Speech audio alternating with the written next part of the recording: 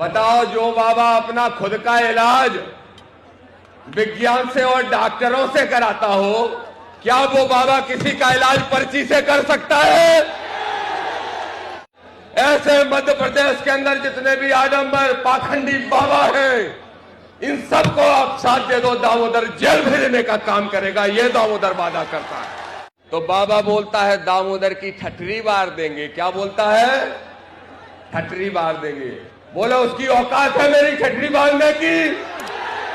है किसी बाबा की औकात इस कांसीराम और अम्बेडकर के अनुयायी की ठठरी बांधने की? है किसी की औकात?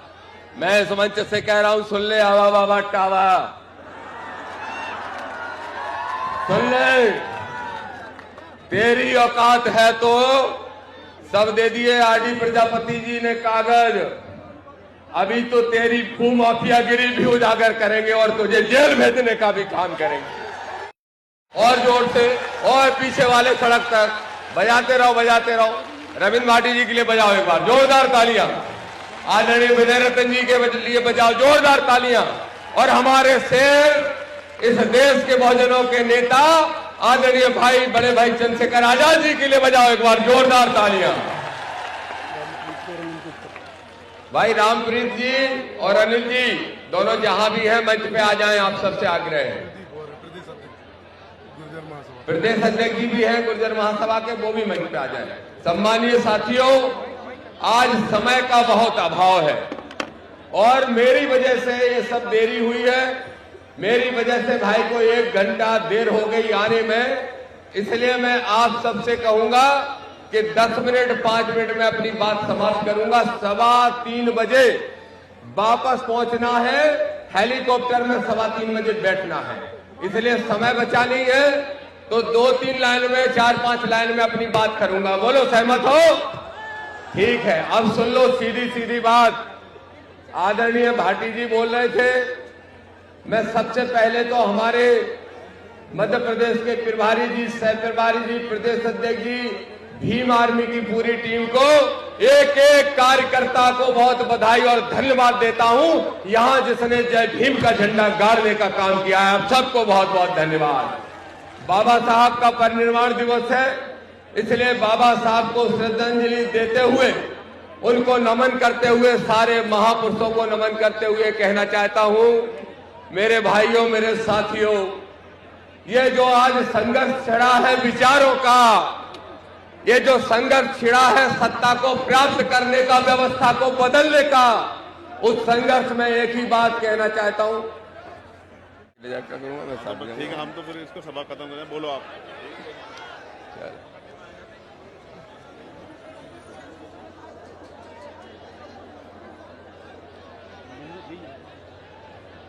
मेरे साथियों, भाई का आदेश हुआ है कि 2 मिनट में बात खत्म नहीं कर सकते, इसलिए आराम से बात करो। तो अच्छी बात है, हमें समय और बोलने का मिल गया। ठीक हुआ ना? मेरे भाइयों, मैं जैसी बात कर रहा था, इस देश के अंदर आज 2 विचारधाराओं के बीच में संघर्ष है। एक तरफ वो लोग हैं जो बाबा साहब द्वारा लिखे हुए संविधान को, मानवर कांसीराम साहब द्वारा खड़े हुए मिशन को समाप्त करना चाहते हैं, और दूसरी तरफ वो लोग हैं जो बाबा साहब के संविधान का एक पन्ना भी नहीं फाड़ने देंगे, और जो बाबा साहब के पन्ना को फाड़ेगा उस सरकारों को फाड़ने का काम करेंगे। दूसरी तरफ मेरे साथियों, बोलो, एक तरफ की सेना में जो संविधान विरोधी सेना है, उस सेना में वो सत्ताधारी बड़े बड़े लोग, मनुवादी लोग, सामंतवादी लोग, लेकिन दूसरी तरफ के जो सेनापति हैं वो हमारे बड़े भाई आदरणीय चंद्रशेखर आजाद जी हैं। ये हमें गर्व की बात है, हमारे लिए प्रसन्नता की बात है। इसलिए आज मैं कहना चाहता हूं मेरे भाइयों, भाई ने कहा कि कोई चिंता नहीं समय की, लेकिन फिर भी मैं समय में बात खत्म करने का प्रयास करूंगा। और मैं कहता हूं मेरे साथियों, नौजवानों, आदरणीय रविंद्र भाटी जी ने कहा कि दामोदर जी भगवान श्री कृष्ण के वंशज भी हैं। मैं रविंद्र भाटी जी ऐसे निवेदन करना चाहता हूं कि दामोदर यादव की अगर कोई पहचान है तो एक किसान बेटा के रूप में है, और दामोदर यादव की कोई पहचान है तो बहुजनों के लिए संघर्ष करने वाले एक नौजवान के रूप में है। और उसी पहचान को जारी रखते हुए मैं आज एक ऐतिहासिक बात घोषणा करना चाहता हूं, और ये घोषणा बहुत महत्वपूर्ण है मेरे मीडिया के साथियों, बहुत महत्वपूर्ण घोषणा है। दामोदर का जब नाम आता है तो दामोदर के नाम के साथ यादव जोड़ा जाता है। मुझे गर्व है कि मैं यादव जाति में जन्मा, लेकिन इस बात का गर्व और ज्यादा महसूस करूंगा कि आज इस देश में जहां आरक्षण को समाप्त करने वाली ताकतें सक्रिय हैं, आज तक बीपी मंडल की कमीशन की रिपोर्टों को आज तक इस देश के अंदर लागू नहीं किया गया। तो मेरे भाई आदरणीय विनय रतन जी से भी मैं कहना चाहूंगा, हमारा दामोदर का एक ही सपना है, एक ही लक्ष्य है, और भाई को मैं इस बारे में बता चुका और भाई इस बात को अच्छे से जानते हैं कि दामोदर का अगर कोई सपना है तो सपना है कि पिछड़ों और दलित भाइयों के बीच में भाईचारा बना के गठजोड़ करने का। और ये गठजोड़ कब होगा? ये गठजोड़ तब होगा जब दामोदर यादव बन के नहीं, बल्कि दामोदर यादव मंडल बन के काम करने का काम करेगा। इसलिए आज भाई के सामने बोल रहा हूं, हमारे नेता राष्ट्रीय नेताजी के सामने बोल रहा हूं कि दामोदर यादव के नाम के साथ आज से दामोदर मंडल लिखा जाए। मैं ये आप सबसे प्रार्थना करना चाहता हूं। बोलो सहमत हो? पीछे तक बताओ सहमत हो, ताली बजा के बताओ कितने सहमत हो। तो आज से जो दामोदर का लक्ष्य होगा जीवन का, वो लक्ष्य होगा कि मंडल की कमीशन की जो रिपोर्टें हैं वो लागू हो, और प्रमोशन में रिजर्वेशन लागू हो, और हमारे जो बहुजन भाई हैं उनकी आंखों में अगर एक आंसू भी निकला तो उन आंसू का जवाब भी ईंट का जवाब पत्थर से देने का काम हम सब साथी मिलकर करेंगे। बोलो सहमत हो के नहीं? देखो मेरे भाइयों, लोग कह रहे थे कि दामोदर यादव वर्सेस एक बाबा चल रहा है। बाबा कौन सा बाबा? कौन सा बाबा? अच्छा बताओ मैंने ठीक किया कि नहीं किया? देखो भाई, मैं फिर पूछ रहा हूं, आरडी प्रजापति जी भी बैठे हैं, बताइए मैंने ठीक किया कि नहीं किया? बताओ, जो बाबा अपना खुद का इलाज विज्ञान से और डॉक्टरों से कराता हो, क्या वो बाबा किसी का इलाज पर्ची से कर सकता है? आज मैं सिंदरगढ़ की धरती से संदेश देना चाहता हूं, इस सिंदरगढ़ की ऐतिहासिक धरती से, ऐतिहासिक सभा से, ऐसे मध्य प्रदेश के अंदर जितने भी आडंबर पाखंडी बाबा हैं, इन सबको आप साथ दे दो, दामोदर जेल भेजने का काम करेगा। ये दामोदर वादा करता है। बोलते हैं दामोदर ने अगर राष्ट्रपति को शिकायत कर दी, दामोदर यादव गैर संवैधानिक यात्रा को रोकने के लिए अगर कोर्ट चला गया, तो बाबा बोलता है दामोदर की ठठरी बार देंगे। क्या बोलता है? ठठरी बार देंगे। बोलो उसकी औकात है मेरी ठठरी बांधने की? है किसी बाबा की औकात इस कांशीराम और अम्बेडकर के अनुयायी की ठठरी बांधने की? है किसी की औकात? मैं इस मंच से कह रहा हूं, सुन ले आवा बाबा टावा, सुन ले, तेरी औकात है तो सब दे दिए आरडी प्रजापति जी ने कागज, अभी तो तेरी भू माफियागिरी भी उजागर करेंगे और तुझे जेल भेजने का भी काम करेंगे। बोलता है हम बाबा साहब को तो मानते हैं, लेकिन बाबा साहब के विचारों को नहीं मानते। एक और बाबा है, एक और बाबा है, और वो क्या कहता है मालूम? वो कहता है कि भाई बेलपत्र चढ़ा दो शंकर जी पे, बच्चा चाहे 12 महीने नहीं पड़े पास हो जाएगा, कहता है, और उसका खुद का बेटा फेल हो जाता है। ये आपको शिक्षा से दूर रखना चाहते हैं, अधिकारों से दूर रखना चाहते हैं। इसलिए दामोदर यादव कहने के लिए आया है, ना आडंबर चलने देंगे इस मध्य प्रदेश में, ना पाखंड चलने देंगे इस मध्य प्रदेश में, ना जातिवादी घटनाएं होने देंगे, ना जातंकवाद चलने देंगे। अगर इस मध्य प्रदेश में कुछ चलेगा तो जय भीम का नारा और चंद्रशेखर आजाद का नाम चलने का काम होगा। ये मैं कहने के लिए आया हूं। तैयार हो? बोलो ये लड़ाई लड़ने के लिए? तो जब मैं बुलाऊंगा भोपाल तो भोपाल आओगे? हाथ उठा के बताओ कितने लोग भोपाल आओगे? सड़क वाले भी बताओ, बोलो कितने लोग भोपाल आओगे? और सुनो, अभी तो हम संविधान बचाओ यात्रा भी निकालेंगे। संविधान बचाओ यात्रा, और संविधान बचाओ यात्रा शुरू यहां से करेंगे, लेकिन जाएगी कहां? वहीं जाएगी जहां पे ये पर्चियां निकालने का काम करता है। बोलो वहां आओगे?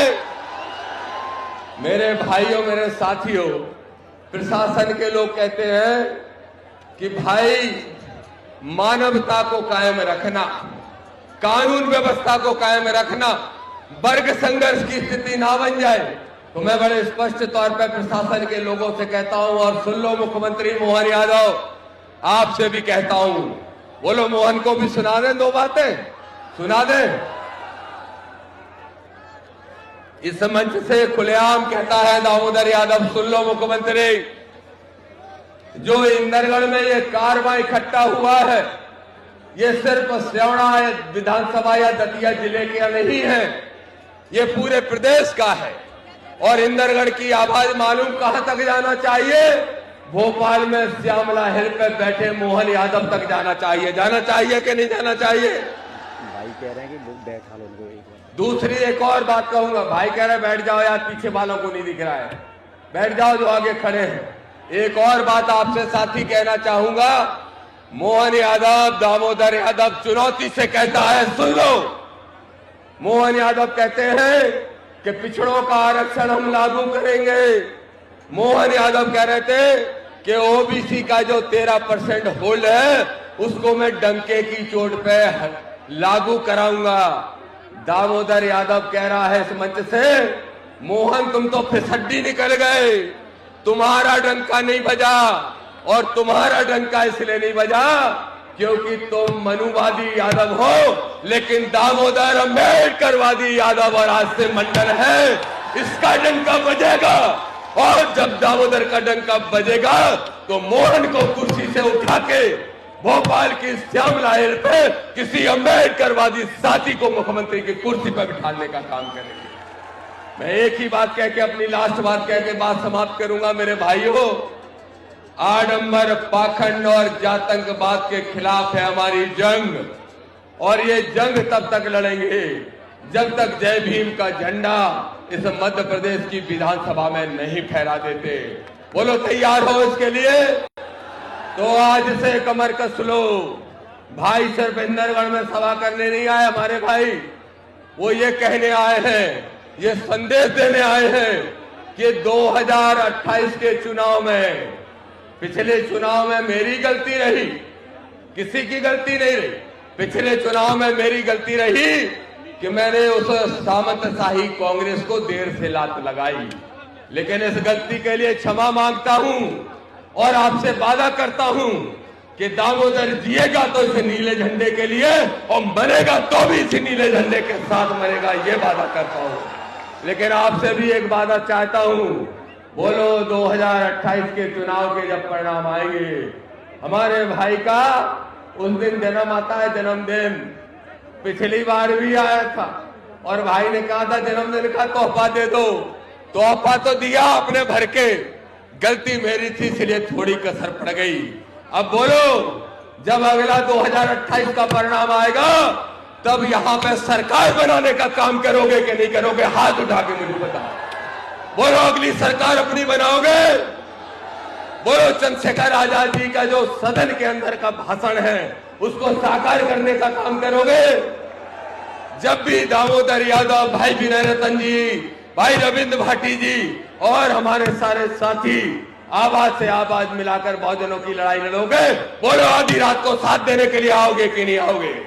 आप सब साथी यहां पहुंचे, आपको बहुत बहुत आभार, बहुत बहुत धन्यवाद देता हूं। मेरा प्रयास है कि 3:15 बजे तक हम पहुंच जाएं, हेलीकॉप्टर में बैठ जाएं और समय से दिल्ली पहुंचने का काम करें। भाई ने भले ही कह दिया, इनका तो बड़ा मन है, लेकिन मैं जानता हूं, मैं इस बात को जानता हूं। अरे मैं हो गया, मेरा बस मैं तो हो गया पूरा, कुछ और बोला? तो इसलिए मैं एक बात जानता हूं कि इनका समय बहुत कीमती है भाई। ये वो आदमी हैं, वो व्यक्ति हैं, वो शख्सियत हैं जो कांसीराम साहब के सपने को अगर इस देश में कोई पूरा कर सकता है, उनके प्रयास जो पीछे छूट रहे हैं, अगर उनको कोई पूरा कर सकता है, इस देश के अंदर दामोदर तो तुम्हारी लड़ाई मध्य प्रदेश में लड़ लेगा, लेकिन जब देश में लड़ाई लड़ने की बात आएगी तो सिर्फ एक और एक ही नाम है, और वो नाम है मेरे भाई चंद्रशेखर आजाद साहब। सबको बहुत बहुत धन्यवाद। सभी को जय भीम, सभी को जय भीम। साथियों, जैसा कि आपको पता है, बी मिशन टीवी हमेशा ग्राउंड जीरो की रिपोर्ट आपके बीच रखता है। अगर आपको हमारा काम पसंद आता है तो बी मिशन टीवी को आर्थिक मदद करें, जिससे कि हम यूं ही निरंतर ग्राउंड लेवल पर काम करते रहें। स्क्रीन पर दिख रहे QR कोड को स्कैन करें और अपने दान की राशि बी मिशन टीवी के खाते में भेजें। QR कोड के अलावा आप हमारी UPI ID bmissiontv@ybl पर भी मदद भेज सकते हैं।